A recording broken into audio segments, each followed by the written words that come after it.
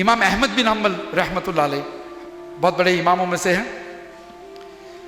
امام احمد بن حنبل کا جب درس ہوتا تھا، اس زمانے میں مائکس نہیں ہوتے تھے، تو آدمی نے یہاں پہ درس دیا، دوسرے نے سنا، پھر انہوں نے کہا، امام صاحب نے یہ کہا، پھر انہوں نے کہا، تو پوری محفل کو اس طرح سے بات پہنچتی تھی.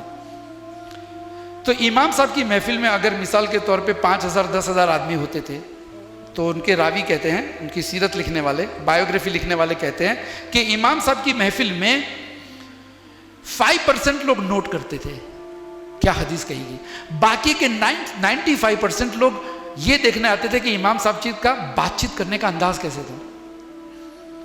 لوگوں کو بہت میٹھا لگتا تھا، کیونکہ اس زمانے میں لوگ کھڑے ہو کے سوال پوچھ سکتے تھے، کوئی مخالفت کر لیتا تھا. آپ سمجھتے ہو، جانتے ہو کہ فتنوں کا دور تھا. تو امام صاحب کے ساتھ لوگ یہ سیکھنے آتے تھے، حدیث تو سنتے تھے لیکن دیکھتے تھے کہ امام صاحب کے مینرز کیسے ہیں، امام صاحب بات کیسے کرتے ہیں.